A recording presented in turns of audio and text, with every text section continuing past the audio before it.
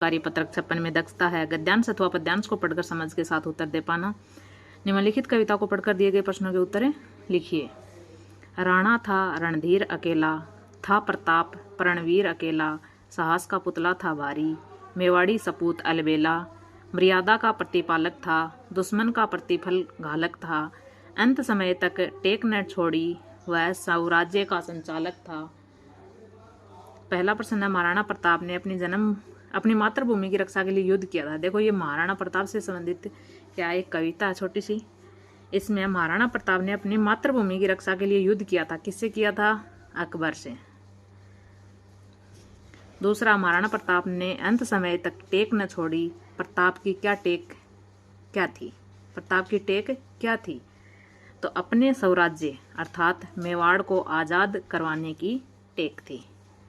महाराणा प्रताप क्या चाहते थे? अपने राज्य को आज़ाद रखना चाहते थे, किसी के अधीन नहीं रखना चाहते थे, उनको अधीनता स्वीकार नहीं थी। तीसरा, प्रतिपालक शब्द में क प्रत्यय लगा हुआ है। आप भी इस पद्यांश में से ऐसे शब्द ढूंढकर लिखिए। जैसे इसमें है रण प्लस धीर रणधीर, प्रण प्लस वीर प्रणवीर, प्रति प्लस फल प्रतिफल। अगला है 4 का, महाराणा प्रताप ने अपने देश की स्वतंत्रता के लिए संघर्ष किया, कभी हार नहीं मानी। ऐसे ईमान देशभक्तों के नाम लिखिए। ऐसे और देशभक्तों के नाम लिखिए, जैसे भगत सिंह, सुभाष चंद्र बोस, सरदार वल्लभ भाई पटेल, महात्मा गांधी, मंगल पांडे, रानी लक्ष्मी बाई। ये हमारे क्या हैं? स्वतंत्रता सेनानी यानी देशभक्त हैं। अगला है 5 का, उपयुक्त पद्यांश में महाराणा प्रताप की कौन कौन सी विशेषताएं बताई गई हैं, लिखिए। महाराणा प्रताप की क्या क्या विशेषताएं थी? तो महाराणा प्रताप को रणधीर व प्रणवीर कहा गया है।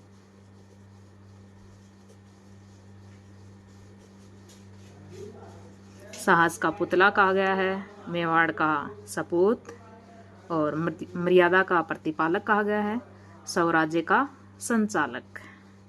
ये सब संज्ञा उनको दी गई हैं। अगला है कार्यपत्रक 57। दक्षता रहेगी गद्यांश अथवा पद्यांश को पढ़कर समझ के साथ उत्तर दे पाना। निम्नलिखित गद्यांश को पढ़कर दिए गए प्रश्नों के उत्तर लिखिए। देखो, युवा पीढ़ी ही देश की पूंजी है। जब बच्चे स्कूल में पढ़ने जाते हैं तो शिक्षक उनके आदर्श होते हैं। बच्चे उन्हें ही अपना हीरो मानते हैं, अपने गुरु की हर एक स्थिति को अपनी बनाना चाहते हैं, अपने जीवन में डालना चाहते हैं। यही अमिट छाप बच्चों के साथ जीवन भर रहती है। इसलिए शिक्षक अपने जीवन को इस तरह जिए कि देश की युवा पीढ़ी सुदृढ़, सच्ची व योग्य बने। पहला देश की पूंजी बताया है किसे? युवा पीढ़ी ही देश की पूंजी है, तो युवाओं को देश की पूंजी बताया है। युवाजनों के आदर्श होते हैं, कौन होते हैं? शिक्षक। अगला, इस गद्यांश का शीर्षक हो सकता है, क्या हो सकता है? आदर्श शिक्षक। योग्य का विलोम अयोग्य। अगला, बच्चों पर किसकी अमिट छाप जीवन भर रहती है? तो बच्चों पर शिक्षकों की अमिट छाप जीवन भर रहती है। अगला, 6 का, शिक्षक को अपना जीवन किस प्रकार जीना चाहिए? तो शिक्षक को अपना जीवन सरल और उच्च विचारों युक्त जीना चाहिए, जिससे क्या हो? जिससे देश की युवा पूंजी सुदृढ़, सच्ची व योग्य बने। अगला, अपने प्रिय शिक्षक के बारे में लिखिए तथा ये भी बताइए कि वो आपको अच्छे क्यों लगते हैं। आपके जो प्रिय शिक्षक हैं, फेवरेट टीचर, उनके बारे में लिखना है। जैसे यहाँ पर मैंने लिखा, मेरे प्रिय शिक्षक श्रीमती सुधा जैन हैं। वे हमें हिंदी पढ़ाती हैं। वे बहुत ही सरल भाषा और अच्छी अभिव्यक्ति के साथ पढ़ाती हैं। वे नियमित विद्यालय आती हैं, सकारात्मक विचारों से हमें प्रेरित करती हैं। अगला कार्यपत्रक हम देखेंगे 58 का। दक्षता रहेगी गद्यांश अथवा पद्यांश को पढ़कर समझ के साथ उत्तर दे पाना। निम्नलिखित गद्यांश को पढ़कर दिए गए प्रश्नों के उत्तर लिखिए। पैदल चलना हमारे जीवन का अहम हिस्सा है। प्रातः सूर्योदय से पहले उठकर दैनिक सोचक्रम से निपटकर हमें सूर्य का अभिवादन करना है। सुबह जितना संभव हो पैदल चलना चाहिए। सुबह की बहती हवा हमारी प्राणवायु है। पक्षियों का चहचहाना, पेड़ पौधों की सुगंध हमें पूरा दिवस एक ऊर्जा से जीने की ताकत देती है।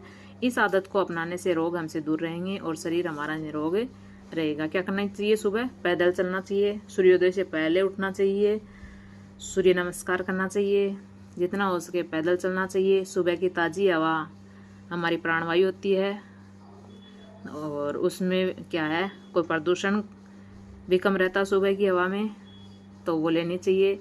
पक्षियों का चहचहाना है, पेड़ों की सुगंध है, ये हमें क्या करते हैं, एक नई ऊर्जा से भर देते हैं, जिससे हमारा दिन है वो क्या होता है, बहुत अच्छे से व्यतीत होता है। और इस आदत को अपनाने से हमसे रोग दूर रहेंगे और हमारा शरीर निरोग रहेगा। उपयुक्त गद्यांश में महत्व दर्शाया गया है किसका? पैदल चलने का। दूसरा, अभिवादन करना शब्द का सही अर्थ है स्वागत करना। तीसरा, प्राणवायु किसे कहा गया है? तो सुबह की बहती हवा को प्राणवायु कहा गया है। अगला है, सुबह सुबह ऐसी कौन सी स्थितियाँ जो हमें ऊर्जा से भर देती हैं? पक्षियों का चहचहाना है, पेड़ पौधों की सुगंध हमें ऊर्जा से भर देती हैं। अगला है, सुबह पैदल चलने की आदत ही हम निरोग।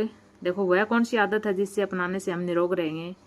तो सुबह पैदल चलने की आदत ही हमें निरोग रखेगी। पैदल चलना, सुबह पैदल चलने के क्या क्या फायदे हैं लिखिए। सुबह पैदल चलने से हमारा शरीर स्वस्थ रहता है, मांसपेशियां मजबूत और सुदृढ़ बनती हैं, शरीर में ताजगी और ऊर्जा का संचार होता है और पूरे दिन मन खुश रहता है।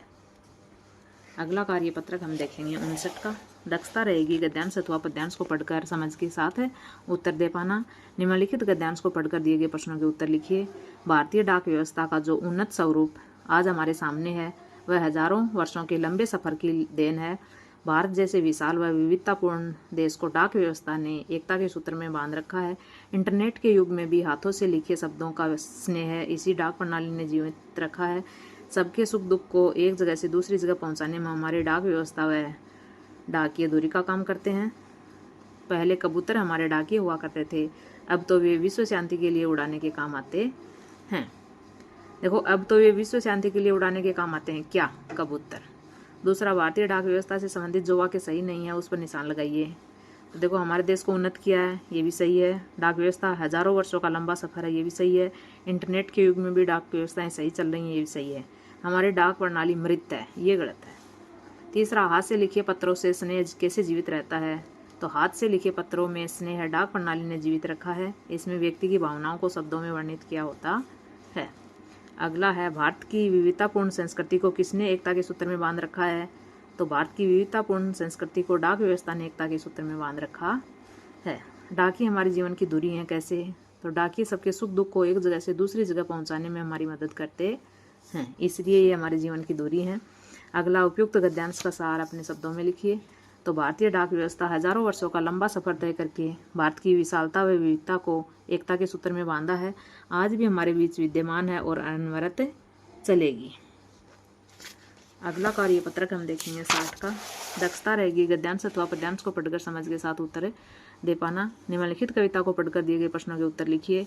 युग युग से हम रहे उपासक गिनती और कुदाली के, हल्की नोक लिए लिखते हम गीत या खुशहाली के, दर्शन होते इंद्रधनुष के या संध्या की लाली के, हल्की नोक लिए लिखते हम गीत या खुशहाली के, कोयल मोर पपैये गाते श्याम घटा गहराती है, मधुर स्वरों में कोकिल कंठी बहु ये गीत सुनाती हैं। युग युग से हम किसके उपासक रहे हैं? गिनती व कुदाली के। वर्षा ऋतु में आकाश में किसके दर्शन होते हैं? इंद्रधनुष के। वर्षा के मौसम में गीत कौन गाता है? कोयल। हल्की नोक से किसके गीत लिखते हैं? हल्की नोक से खुशहाली के गीत लिखते हैं। अर्थ बताइए। मधुर का मीठा, छटा का छवि या शोभा, संध्या का श्याम, कुदाली का मिट्टी खोदने का औजार। अगला, किसान के घर खुशहाली कब आती है? तो किसान के घर खुशहाली तब आती है जब खेतों में फसलें लहराती हैं। अगला, एक साधारण किसान के बच्चे को क्या क्या सुविधा मिलनी चाहिए? तो एक साधारण किसान के बच्चे को रहने के लिए घर, पहनने के लिए कपड़े तथा पढ़ने के लिए विद्यालय की सुविधा मिलनी चाहिए।